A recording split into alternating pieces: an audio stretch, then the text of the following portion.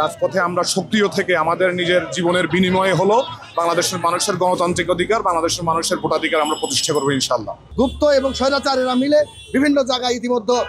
বিশৃঙ্খলা করার চেষ্টা করছে, বিশৃঙ্খলা করছে এবং আগামীতেও বিভিন্ন ধরনের প্রোপাগান্ডা করার চেষ্টা করতেছে। পতিত ফ্যাসিস্টের মতো এখনো একটি গুপ্ত ফ্যাসিস্ট, তারা চায় না বাংলাদেশের মাটিতে নির্বাচন হোক এবং বাংলাদেশের মানুষ তাদের এই পছন্দের সরকার বা তারা যে সরকারকে ভোট দিবে তারা ক্ষমতায় আসুক। তো আমরা নির্বাচন ঘিরে অনেক ষড়যন্ত্রই বিগত হাসিনার পতনের পরে দেখে আসছি, এখনও অনেক ষড়যন্ত্র চলমান, কিন্তু আমরা বিশ্বাস করি এই ইন্টারিমের উপরে বাংলাদেশের মানুষ যে প্রত্যাশা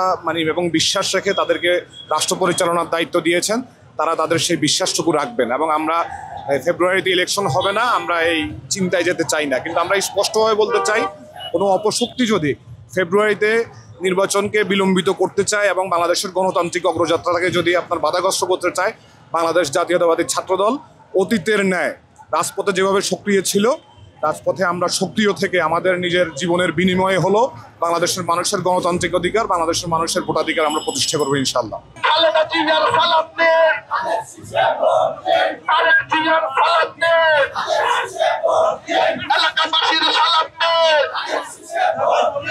আপনারা ইতিমধ্যে দেখেছেন বিভিন্ন জায়গায় এই নির্বাচনী প্রচারণার সময় 17 বছর যে স্বৈরাচার এই দেশটাকে ধ্বংস করতে চেয়েছিল তাদের একটি অংশ, এবং বাংলাদেশে বর্তমানে এই 5 আগস্টের পরবর্তী সময়ে আমরা দেখেছি যে গুপ্ত একটি সংগঠন, এই দুই সংগঠন গুপ্ত এবং স্বৈরাচারীরা মিলে বিভিন্ন জায়গায় ইতিমধ্যে বিশৃঙ্খলা করার চেষ্টা করছে, বিশৃঙ্খলা করছে এবং আগামীতেও বিভিন্ন ধরনের প্রোপাগান্ডা করার চেষ্টা করতেছে। তা আমরা আশাবাদী, ঠিক যেভাবে আমরা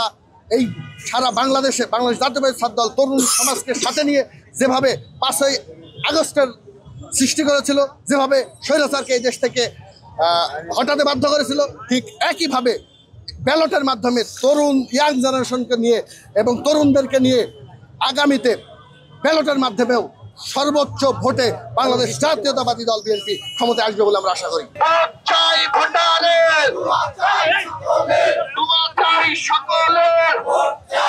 আপনারা দেখেছেন দীর্ঘ 17টি বছর বাংলাদেশের মানুষের উপর, বিরোধী দল সহ বাংলাদেশের সাধারণ মানুষের উপর স্বৈররানী শেখ হাসিনা ফ্যাসিস্ট কায়দায় যে পরিমাণে অত্যাচার নির্যাতন করেছে, সেই অত্যাচার নির্যাতনের ফলেই একটি গণবিস্ফোরণ, যেখানে ছাত্র জনতার আন্দোলনের মুখে স্বৈররানী শেখ হাসিনা ফ্যাসিস্ট শেখ হাসিনাকে এদেশ থেকে বিতাড়িত করা হয়েছে। এই দেশ থেকে বিতাড়িত হওয়ার পর এদেশের মানুষের একটি স্বপ্ন, তাদের প্রত্যক্ষ ভোটের মাধ্যমে তাদের প্রতিনিধি নির্বাচিত করা।